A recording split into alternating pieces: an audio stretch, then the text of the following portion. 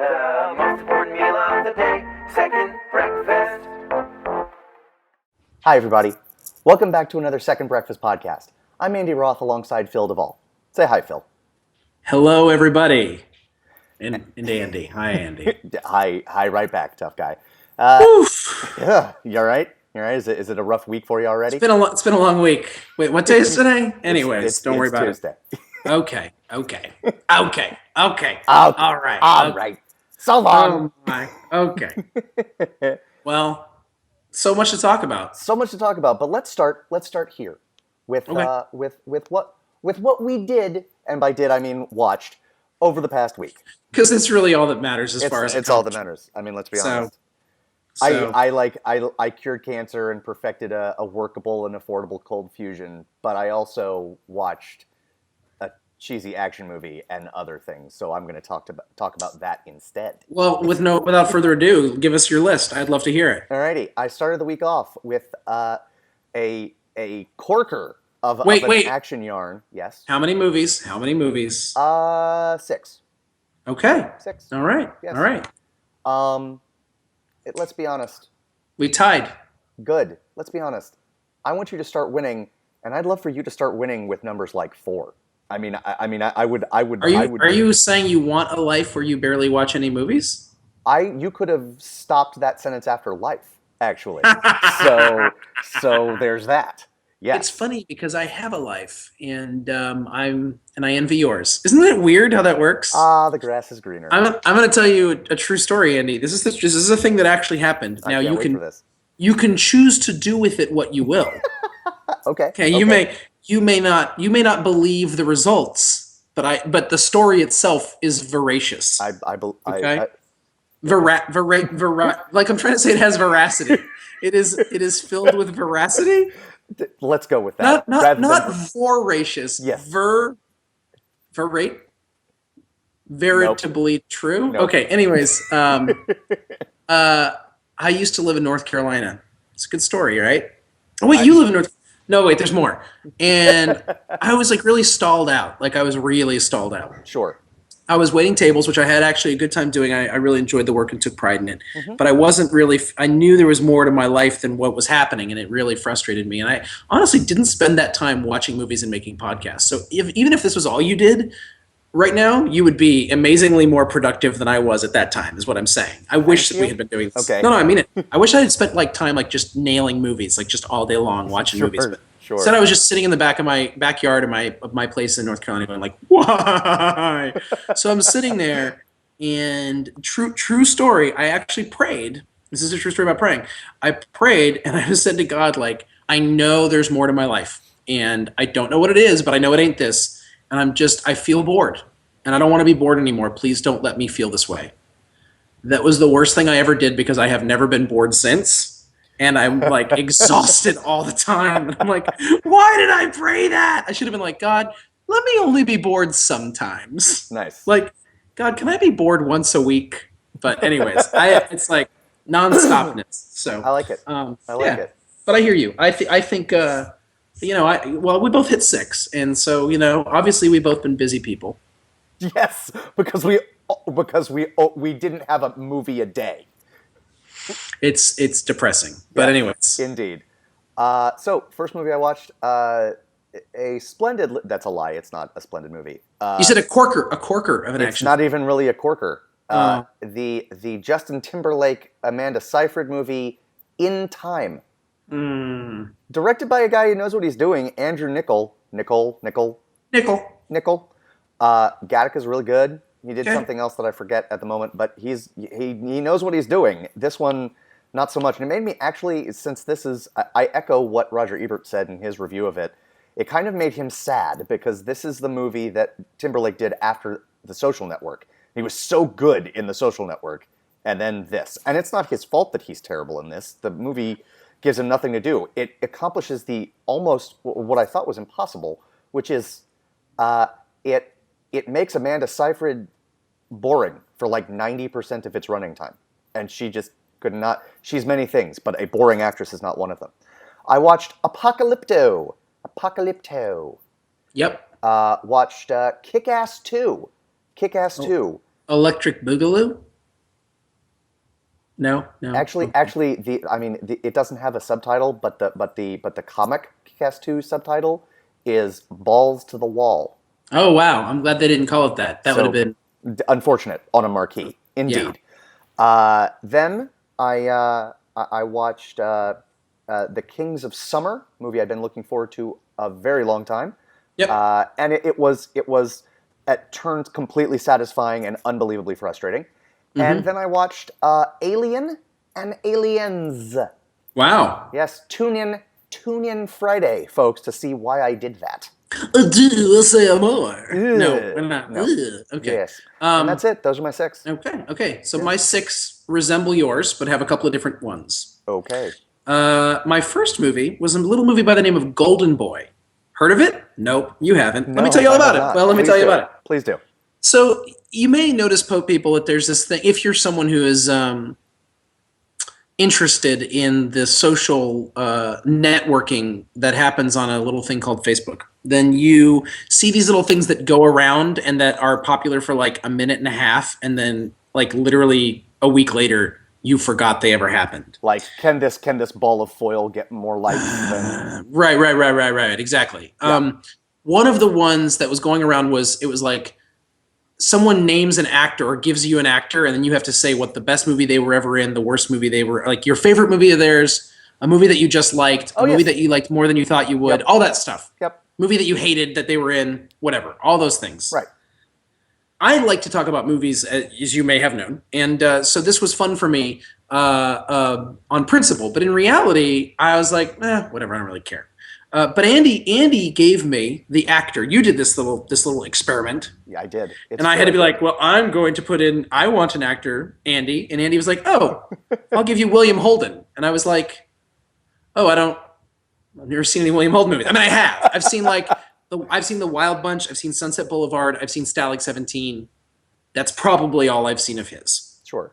And I was like, I haven't seen enough William Holden to respond to this, which made me feel guilty, of course, because I like to feel guilty and shameful about things that are completely trifling. It's true. You haven't seen Bridge of the Require? No. Oh. Ooh, I know. I'm excited that I have it on my DVR because it's in the top AFI Top 100. Oh, nice. The wife and I will get to it. Nice. So I made a little decision for myself. I'm going to watch every William Holden movie that I can possibly find. Nice. I decided not to try to subject you to this because we're still in the thrall of Mel Gibson, and I felt like we need to take a break from that. So I'm not going to do it on a weekly basis, but on a just over the next just as I'm able, I'm going to watch every William Holden movie that I can. There's a couple that aren't available, but now the other thing that, because I'm a weirdo like you, is that I am going to try to do this in chronological order for no reason, but it's just I crave order, Andy. I crave it. I like it. So I watched a little film called Golden Boy. It was his first movie.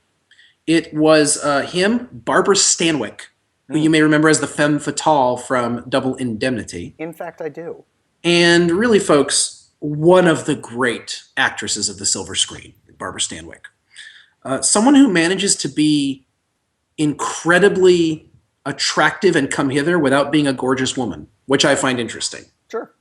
Right? Do you know what I mean? Like she doesn't look like Rita Hayworth, but there's just something about this woman that you're like, you know why she's a star. You know why she's a star. And there's never a question why Fred McMurray would be obsessed with her in Double Indemnity. I'll tell you what, dude. She is one of the smartest. I'll tell you what, she probably could never play someone dumb. Right. She's just too smart. Right. Like you feel the intelligence. That's her eyes are so quick. I love Barbara Stanwyck. So, and then Lee J. Cobb, who's the angry juror from 12 Angry Men. Or the angry union / mob boss in On the Waterfront. Or the angry everything always. And in this movie, Andy, he plays the most sweet, affectionate, loving, conscientious, lovable Italian stereotype. Wasn't my son gonna be a boxer? Like he's the whole time like, it's amazing. I love big that. bushy eyebrows. I want to see it just for that. So more than even for William Holden. The other thing that's really weird is I know what William Holden looks like, and I didn't recognize him for the first 20 minutes in this movie. Fascinating. 21 years old. Whoa. Let's just say the man aged. Sure. Okay, he lived a life. It's true. But so I watched his first movie. It was a movie that he almost got fired from, but Barbara Stanwyck stood up for him and said, "You're not going to fire him." And lo and behold, he became William freaking Holden. So Awesome. it worked out. So I've begun my journey with William Holden. After that, I watched a little movie called Junebug. Love it. Or It you was didn't. amazing. Good. I'm glad you liked it. Right? It was a genuinely odd movie. Yes. Little independent flick. For people who know Amy Adams, like she's not technically the star of this movie, but she is just. I mean, it's like, She was nominated for it. I'm sorry, was she really? Yeah. Well, she should have been. That makes perfect sense. There you go. M. Beth Davids is the main female, who I haven't really seen in anything other than Army of Darkness. Right? She's the main girl in Army of Darkness. She's phenomenal in this movie. Yes. Everybody in it's great. Love it. Love the movie Junebug. It's very legitimately strange. See that. Apocalypto, which we'll talk about in a little bit. Despicable Me 2. Went to the movie theater on a Sunday and saw Despicable Me 2. How'd that work out for you? Are you ready for this? Are you ready for my review? I am.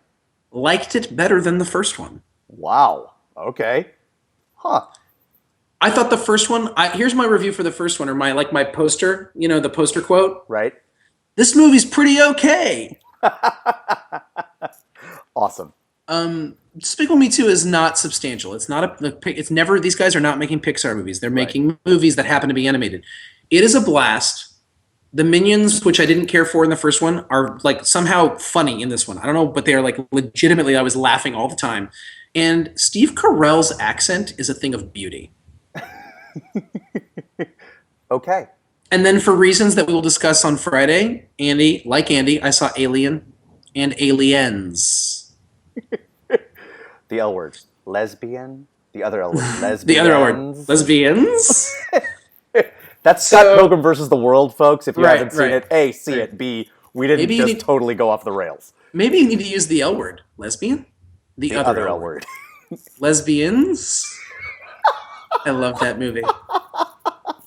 So I apologize. I took too long telling you what movies I saw. There were only 6 of them, but it was a very exciting week for me. No, I don't think you took any more time than I did, with the exception of the William Holden digression. But Felt like everybody needed to know what was happening. well, sure. Does that function as your one big thing? Do you have another one big thing? I have a real one big thing, Okay. which is that I watched a lot of half movies this week. Okay. And we can't count them, right? Right. You don't count this. I watched the last hour and 20 minutes of Intolerable Cruelty. I watched the middle hour and 15 minutes of When Harry Met Sally. That's weird. I watched. Well, no, because I have cable, so it's okay, just like sure. Right. like that's the deal. I watched the last 15 minutes of Sling Blade. Nice. I watched. Thunk. I mean, it just kept. Yeah. Oh my gosh. Oh, I love Dwight Yoakam in that. And Billy Bob Thornton, man. I mean, it reminded me of why he came on the scene the way he did. Oh, He's so totally. special. Yes. And I watched that. I started to watch Sling Blade, and I was like, I'm not ready for this. And we flipped over, and Intolerable Cruelty was on, and it was the scene where Billy Bob Thornton is in it. He's the rich oil tycoon, Right. and he's amazing. And just the dichotomy between these two characters shows exactly what I love about Billy Bob Thornton. Sure. So, anyways, but that's a man who's got soul, and I don't think people realize that. So here's my one big thing. I have an idea. Here's my indefensible position. I have an indefensible position. I can't wait. You should not be able to watch movies halfway through. You should only be able to start them at the beginning, and then it should block it out if you didn't start it within the first 5 minutes. Like if you don't click onto that channel within the first 5 minutes of it playing, then it should just block it out. Do you know who agrees with you? Who?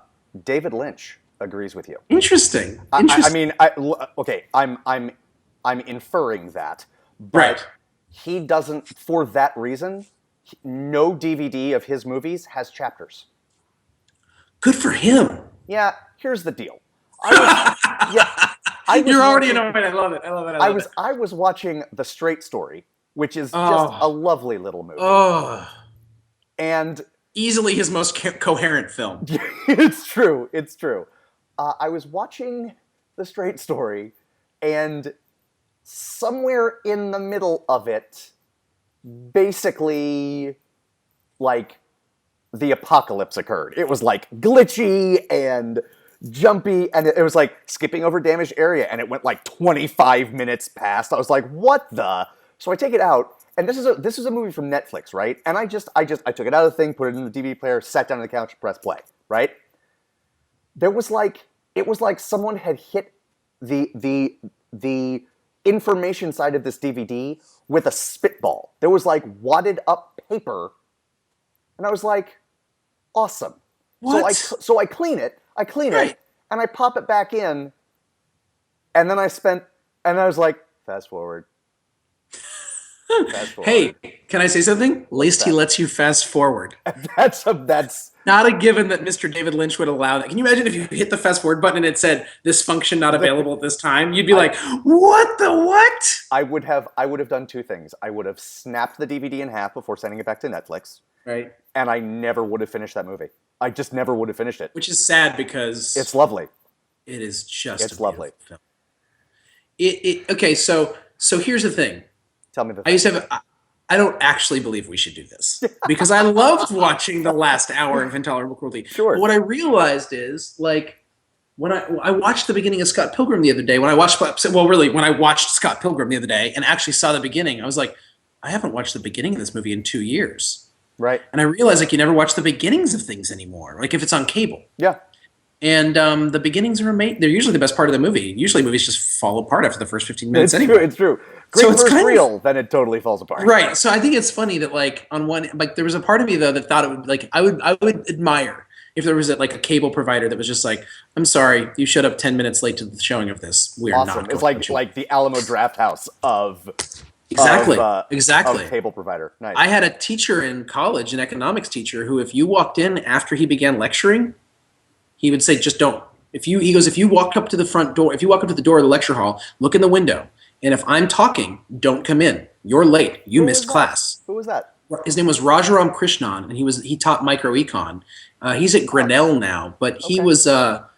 I got a terrible grade in his class, but he was easily my favorite teacher that I ever had. He was just amazing. Wow. Wow. Nice. Okay. I hated most of college. Remember? Yeah. I gotcha. But he was a phenomenal lecturer and one of those. He was a thinker that wouldn't. He was a tough thinker. I'd appreciate that. Sure. And he convinced me just through the sheer amazingness of his abilities that I should not be in anywhere near economics class. I had no business being there. Nice. You know what? But That's a valuable lesson, right? Yeah. And I'm not being sarcastic or snide. That's a valuable lesson. Yeah. No, it's good. But I appreciated him so much better than my grade indicated, and I appreciated his just hardcoreness about that. So there was one time where I was late to class. I walked up, I looked in the window, and he was talking, and I was like, not going to microecon today. Walk back to the dorm room. But I watched him kick kids out. I watched him be like, he'd stop the lecture. I won't do his accent. I do a really good version of him, but someone will think that I'm just doing a mean Indian accent. It really, like, but it is how he talked. But he literally was just like, no, just, you need to just turn around. And one time, I love college, Andy. I love how stupid college kids are. And I guarantee you, we've been out of college for what? 12 years. I guarantee you they're just as stupid as they were back then. Because, but this one kid's like trying to argue with him, like trying to convince him to let him stay. No. This is a teacher with a policy. You're just some punk kid in his lecture class. He doesn't care about you. Right. Oh my God. Your not reasoned at all argument has caused me to completely rethink my deeply held belief and policy. Yeah. There's no one smarter in the world than college freshmen. They are the smartest people in the universe. It's true. It's unbelievable how much dumber I've gotten since I was a college freshman. It's true. In the words of Bob Dylan, I was so much older then. I'm younger than that now. Nice. Well played. Well played, Bob. There it is. All right. Well, that's my one big thing. I almost want to start making compiling a list when we compile the list of movies of like movies I watched 20 minutes of. Nice. I like it. And I worked my way through another episode of John Adams. Sure. You've seen that, right? I have.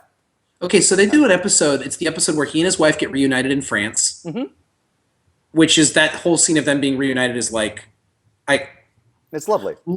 Laura Linney should have won an Oscar for her television performance. It's true. She is. I actually think that it's one of the greatest performances I've ever seen. Period.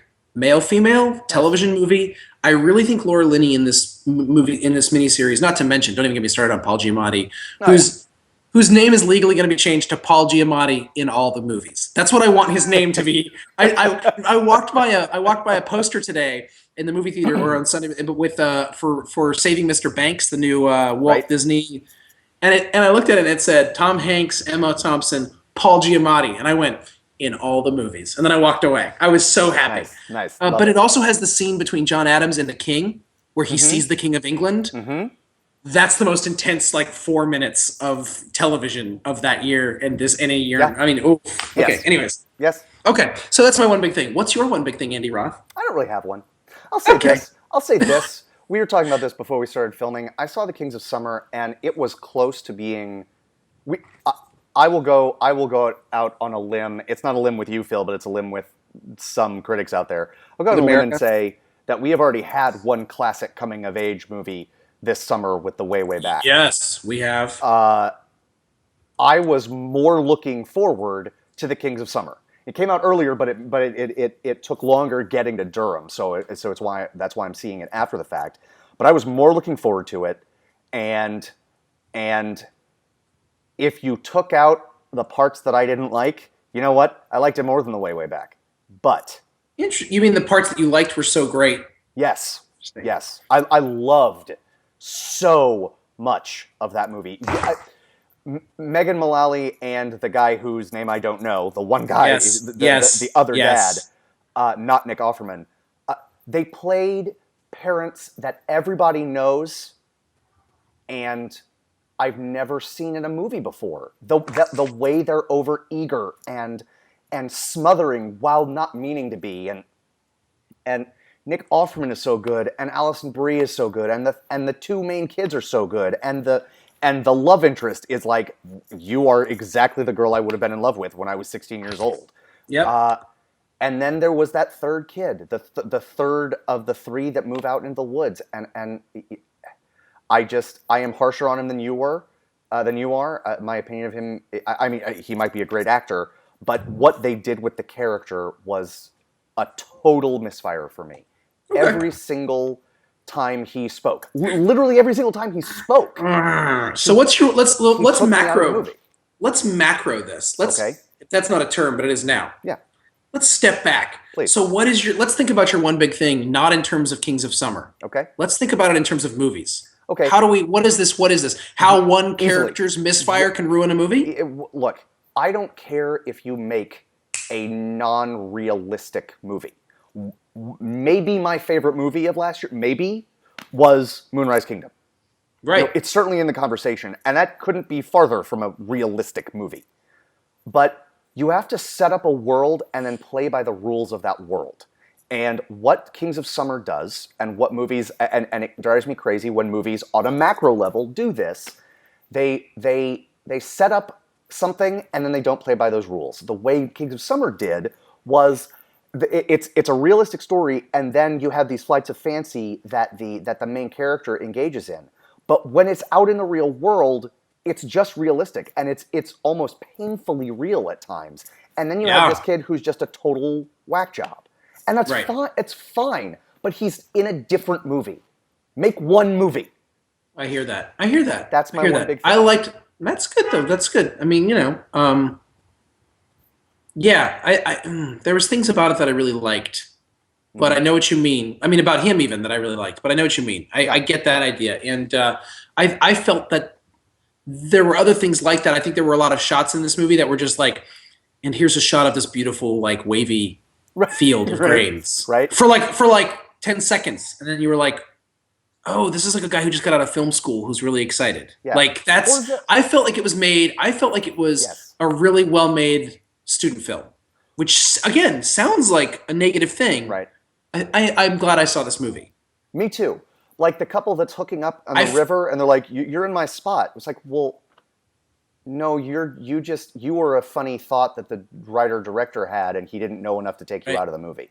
Right, and I think, but there were so many components about it, including, as you said, the achingly real stuff and all the relationships with the parents and the kids. Yes, so well done. All of them. Yes. Including, I saw it a while back. It was Alison Brie, wasn't it? Yes. Just Alison Brie. Oh, sure. Her last name is Brie, even. I mean, she's even named after a delicious cheese. I don't even know what else to say. I think that should, just Alison Baked Brie. Nice. So but there's enough elements in that movie that make me feel like it was the first time I've seen a movie in a while where I was like, even though I didn't love this movie, I look forward to seeing the next movie this person makes. Fair, nice. I like that. Like now, the next movie they make, if that's not much good, well then we'll see. You're done. You're well, we'll at see. least inching We'll see. towards done. Yeah, no. But this movie gave me warrant to see the next movie that whoever they are makes. Fair. That's a fair point. Okay. Shall we move on? Can we? Let's. I'm a little excited about what we're about to talk about. I am too. Folks, it's time for a segment we like to call Project Melway, brought to you by the Gibsonian Institute. Yes, sir. The Gibsonian Institute, a shadowy cabal of the six most powerful and richest men in the world who have tasked Phil and me with watching all of Mel Gibson's movies in chronological order. All of them. Yeah. We've seen a lot. Finish that sentence however you'd like. We've seen a lot of blank. However you finish that sentence, you'd be right. You'd be right. And I have seen the top of the mountain, Andy. I have seen the top of the mountain. We're so close. I know. We're so close to the top. I'm very excited. Yes. This week we watched, in my opinion, easily Mel Gibson's best directorial effort. Yes. Apocalypto. Yes. Apocalypto, a movie that a lot of people skipped. A movie that a lot of people Apocalypto. You see what I did there? No, I didn't. Could you do it again? This was the movie that came out. This is the movie that came out in the aftermath of Mel Gibson's first public freakout. Yep. The one where he got arrested for drunk driving and threw down some anti-Semitic stuff the Jews and are the problem and blah blah blah. Called the female cop something that, were it not offensive and we were not in public, I would be laughing a lot at right now.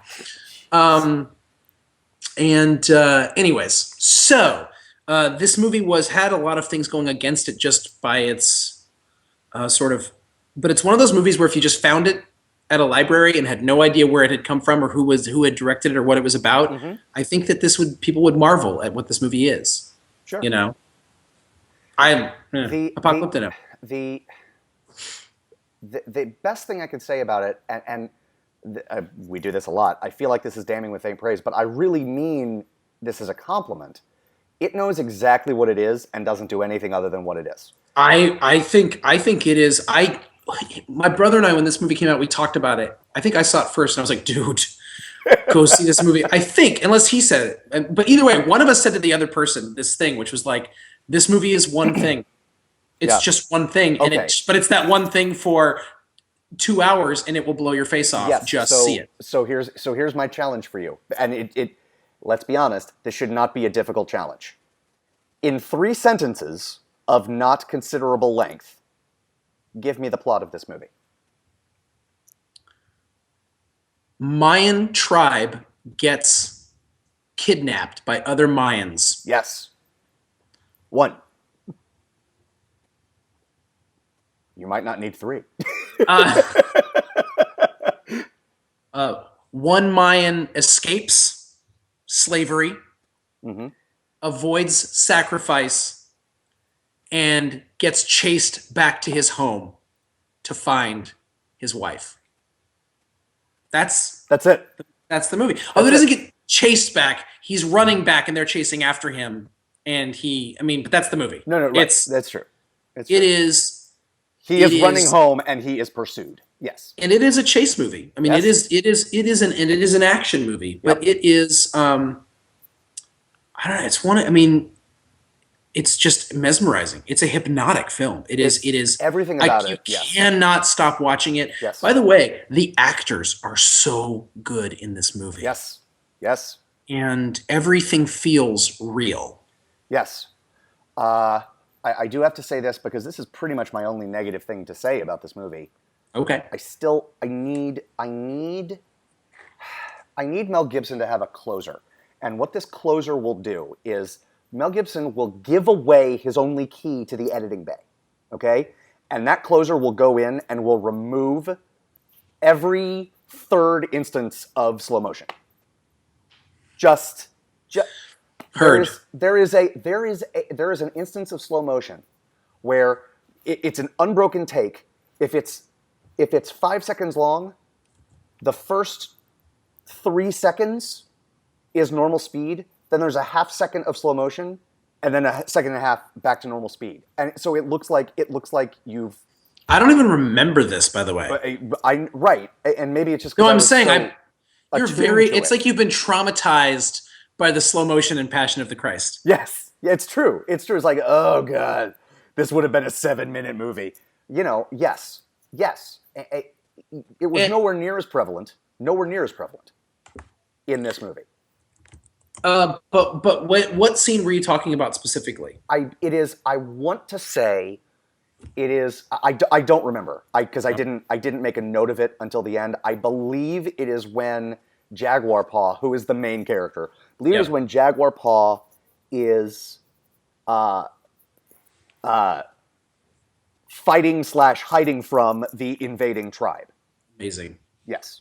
Okay. And that really is. I mean, other than that, when we talked about Passion of the Christ last week, I said I think Mel Gibson might be a terrible director of actors, and you said this movie might not solve that for you. It doesn't, but he's really good, and this actually holds true even for Passion of the Christ. He's really good at casting, which does a lot of the heavy lifting for you. Yeah. And I thought the actors did a fine job in this movie. I did too. I wonder. It was another movie where he toyed with not having subtitles, and it wouldn't have worked because there is more talking in this than there is, and less. The story isn't known and less well known. Only slightly. Right. Only slightly less well known. Never get into a land war in Asia. But the thing is, like, he works with the cast really. They do a great job. Yep. But here's what's interesting is we talk about Passion of the Christ as if it was 3 hours long and it was 2 hours and 5 minutes. Yes. I literally thought Apocalypto was 90 minutes long and it was 2 hours and 18 minutes. 2 hours and 18 minutes. It's longer than Passion of the Christ. It's longer than Passion of the Christ. Yes. And I thought it was exactly half as long. Yes. So that just goes to show you what kind of movie Mel Gibson has made. Yes, it is. I am beyond impressed with this movie, and I think it would, if he just wanted to be a director, I still think there's a lot here. He's just really violent. Like, he's really violent. Yes. And there is just a violence and a darkness to him. You didn't see it. You saw the darkness and some of the paranoia stuff in Man Without a Face. Yeah. Which was his directorial debut. Debut. But he really gets into violence in Braveheart. And then Passion of the Christ. Yeah. He goes into violence, comes out the other side, and just then back in again for another dip. My gosh. Like Andy Dufresne turned around and went back into the tunnel in the Shawshank Redemption. I don't know why. Oh my gosh. Let's do that again. Right, exactly. Yes. Oh, and then he gets all the way back out and he's like, forgot my watch. Going back. Gotta get back in there. It's true. I forget what I was going to say, but this movie is just very violent. And there's just so much violence. And it's fun. It's good. It's really well done. He's a good actor of violence. Or a good director of violence. It never felt gratuitous. And No. You're right. And totally what's right. stunning to me is considering all the decapitations and the heart pulling out and all that. Yeah. Even with all of that, it never felt as gratuitous as a lot of the stuff in Passion of the Christ to me, and that is vital to that story. I think a big part of that is that it's all happening to one person in Passion of the Christ, and you're just watching them. If you had seen all of the violence occur just to one person, and that person never fought back and just sat there, you'd be like, okay, please. That's true. I think that's the thing. I mean, it is a broader target than. That's true. Totally. I think the movie came out in 2008. No, like 6, I think. Okay. I can find that out very quickly. 2006. Okay. The movie came out in 2006. And it came out in the midst of the second Bush administration, the second Bush administration, if that makes sense. And the one where the son surpassed the father. That's right. I've shown you now. But what was interesting is, it's really because Mel Gibson is not only you may have known that his religious affiliation, that he's Catholic. You may have not. You may have known, but he's also a very He is. is he what? Is this true? Is that- He's a very conservative brand of Catholic that people assume he? that he's. Is that true too? People assume, and I love this stuff. This is very interesting to me. People assume that conservatism, theological conservatism, equals political conservatism. Right. Right. Because many times it does in America. Yes. Yes. But not always, you see. And it was really interesting reading interviews with him around this movie. And he was like, I mean, this is a guy who people, if they weren't so busy hating Mel Gibson, especially the liberals, weren't so busy hating him, they would have seen a movie that was just a straight up prophetic critique of American society.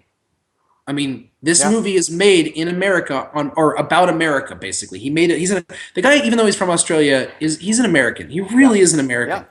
And this movie is a critique of America. And he says as much. He basically draws a parallel between the Mayan royalty and the Bush administration. Yes. Like, he says that. And it's important to say, although you certainly implied it, it's important just to make clear, it's a critique of American society, and that critique is not, we're too liberal. Right. No, the critique is it's a critique about the downfall of a society that's hell-bent on opulence and sort of like on maintaining its own sort of status quo at the cost of whatever it takes, including visiting violence and death on other people. Yes.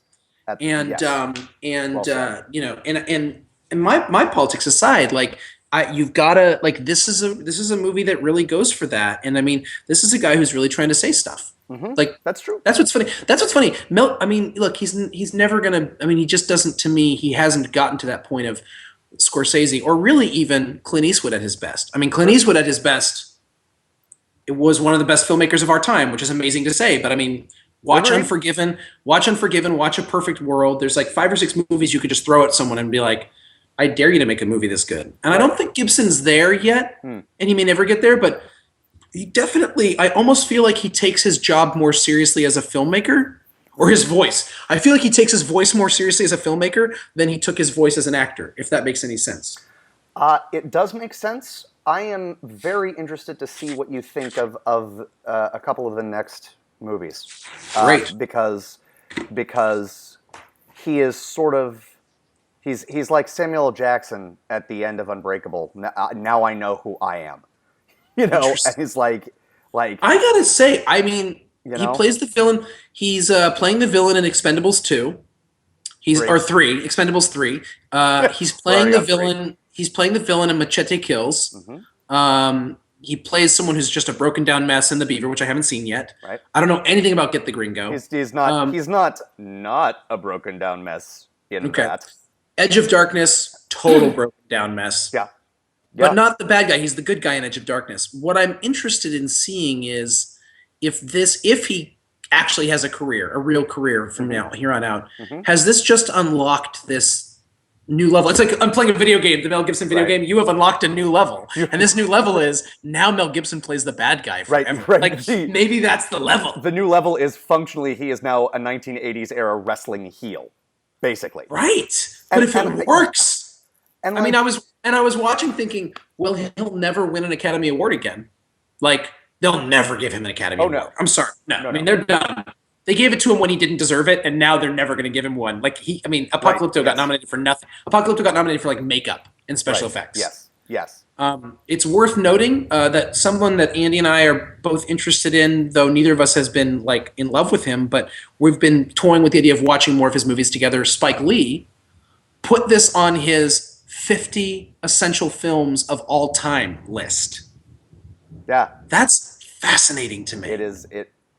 I mean, when I think about this movie, the first word that comes to my mind is lean. There is not an ounce of fat on this movie. And whatever I feel about any of his movies that I've seen, Spike Lee knows he might be, I mean, when it comes to like the best students of film history who are directing now, he is up there with Scorsese and with Spielberg. Spike Lee is just an incredibly literate filmmaker. Yes. He He is something. Yeah, just what you said. Like Scorsese or Woody Allen. This is a guy. Woody Allen, Spike yes. Lee's a guy. Spike Lee's a guy who watched all these old movies and clearly Yes. soaks them up. I'm going to read straight from Wikipedia. Robert Duvall, who is one of my heroes. Yes. Period. Sure. Says maybe the best movie I've seen in 25 years. Director Quentin Tarantino said of Apocalypto, "I think it's a masterpiece. It was perhaps the best film of that year. I think it was the best artistic film of that year." I love this. Yeah, me too. And then, of course, Edward James Olmos. For some reason, he's quoted. I don't know what to do with that, but Edward James Olmos, he said, "It's got Gunnar. It's got Gunnar." I'm just kidding. I love Stand and Deliver. Remember Stand and Deliver? Yeah, Gunnar. I do. That was the movie that all math teachers showed when it was raining outside and they had to do something and they didn't have a class to teach. They just showed Stand and Deliver. That's right. Tried to convince you that calculus was sexy. Edward James almost said, "I was totally caught off guard. It's arguably the best movie I've seen in years. I was blown away." I just find this fascinating is all. I really do. It is. It's fascinating. And I think something that's telling, if we can take a step back and look at sort of not only his career, but where he fits into Hollywood and Hollywood of the time. I'm less interested in like all-time Hollywood, but what you have are a bunch of people who don't have an axe to grind, and it's not to absolve him of his sins against women, against Jews, Right. against whoever you want to say. It's not to absolve him of what he's done. Right. But what I think artists, and this should not be surprising, what I think artists do better than just about anybody is separate art from the artist. We can have a discussion on whether or not you should. You know, if you found a painting that you absolutely loved and you loved it, and you find out it's one of Adolf Hitler's paintings that he made before he left art school. Then you just have bad taste. Right. Apparently his art was terrible. It's true. So what do you do with that? Right. I mean, you're not going to convince me that all of those people that you just mentioned are horribly bigoted. You know, and so what you have are people without any axe to grind, except for this possibility. This is a guy that I know better than the average member of the population, but they could have just said nothing, you know? Yeah, you're right. Or they could have said everyone should go see this movie. Well, you know what I thought? I love that you said that. And what I mean, first of all, Spike Lee's got a whole trunk full of axes to grind. I mean, I feel like if you like pulled up to the side of the road and there would be like, he'd be like a lemonade stand, but it would just be axes to grind stand, nice. You know, and like Spike Lee would be like, "Where do I take these?" So I don't know why Spike Lee talks like a 70-year-old Jewish man, but this is what he does sometimes. No, he totally does that. But what I do know about Spike Lee is that Spike Lee is incredibly racially aware. Yes. And part of his identity is one of cultural critic. Yep. And so what I found interesting is if you didn't know Mel Gibson had made this movie, whether you did or didn't, I was watching this movie the other day through the lens of thinking about like Spike Lee watching this movie and thinking about what this movie says as a cultural critique, not just of America, but just in general. Like this movie humanizes another culture. Like deeply humanizes another culture, which is completely foreign from our culture, like foreign in the most, like in the most honest sense of the way I can say it. Yes. So anyway, I found that really, really fascinating, and I was like, and it made me think twice about the movie. This is really a high point. I mean, it really, to me, I'm not going to watch it again for a while. I'll tell you that right now. It's true. This is another quality of this movie. This is not a light, airy movie. Right. Mel Gibson clearly, when he decides to step behind the camera, or something really wants to affect. As it is, and it is thrilling for 80% of its runtime. Like truly thrilling. Truly, for 80% of its runtime. But it's not thrilling in a way that makes you go rah rah rah. Yes. It's thrilling, and then you need like a drink afterwards. It's true. A drink and a cig, absolutely. Right. And it is really just for two guys that barely drink and never smoke. That's That's a really meaningful thing that that's just the proof of like the power of culture. We're like, you need a drink. Really? I don't know. I don't do that much. It's not, I don't. Do I need? Is that the word I want to use? Need? Do you know what I've never done in my life? Said I need a drink and then had a drink. I've never done that. I've had a drink, but it was more because someone was like, "Would you like a drink?" And I was like, "Well, I guess I would. That's lovely." But I've never been like, "I gotta have a drink right now." So this is a complete, and I've never had a cigarette, so this is all lies. It's true. But what I'm saying is, smoke them if you got them. Smoke if you got it. So, anyways, we can keep talking about this, but I think one of the virtues of this movie is, again, it's lean, and it's not like we could talk about the script. But by the way, we've said almost nothing about the movie. I really feel like we haven't said a lot about the movie. It's true. It's a and that's chase fine. sequence, and I don't say that to denigrate it. It is truly, and this is a word that gets overused, but I mean it. It is masterfully done. It is masterful. Yeah. See it. Yep. See it if you want. See it if you want an exciting movie. Just be aware that it's not like exciting the way like The Italian Job gives you like minutes of excitement, right? You have to know that it's trying to take something out of you a little bit, and then just be aware of that. And so I was watching it with a friend of mine, and the first 20 minutes are sort of like just set up. You're kind of getting to know the characters and all that stuff. And then this one thing happens, the movie, like the plot starts really, kicks into gear.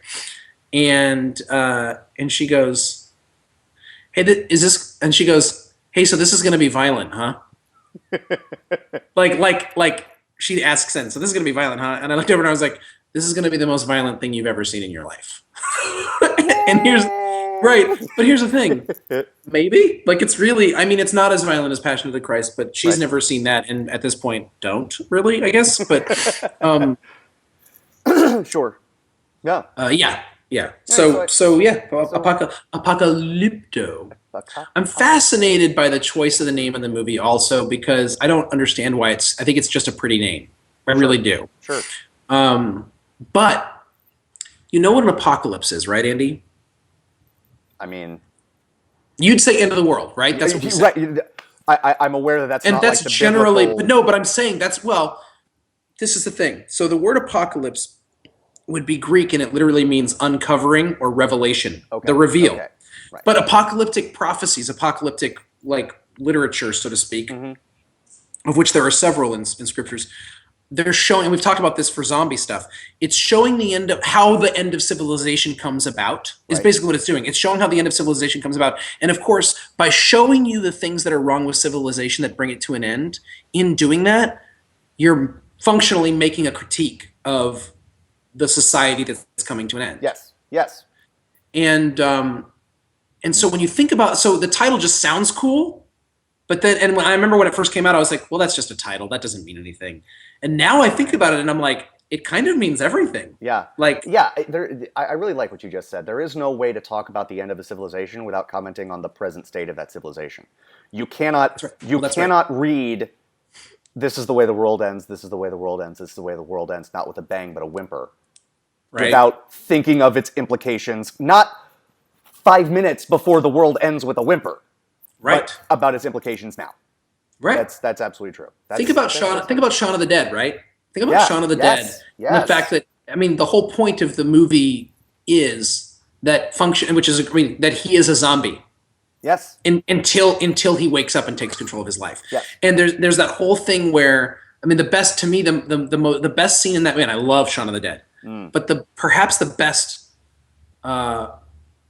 segment of that movie is the part where he goes to get his little cornetto ice cream and goes all the way down the street, gets the ice cream and comes all the way back and doesn't recognize that he's in the middle of a zombie apocalypse. It's the same. And the first time I saw that, I loved that scene because it was a total carbon copy of what he did the last time. Right. And oh, isn't that funny? He didn't miss it. And then you realize, oh, of course he missed everything.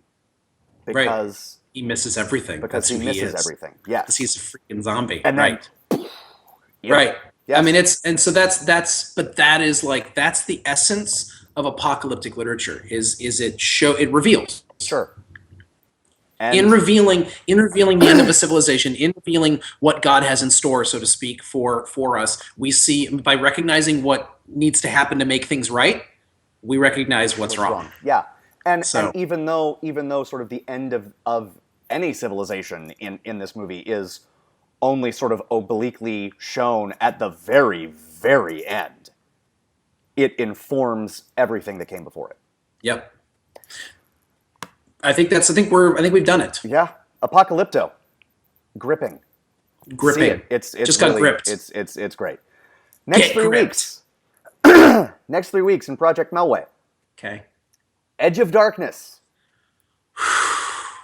The Beaver. Get the Gringo. It's kind of fun. So, I'm excited. Okay, so I've seen Edge of Darkness, and I have seen the other two. Okay, and you've seen The Beaver and Get the Gringo. Yeah. As I've said about Edge of Darkness, it's not the edge of darkness. It's right in the Fully smack dab dark. middle of darkness. Fully It's dark. one of the darkest things I've ever seen. I dig it. Can't wait. But it's got Danny Houston.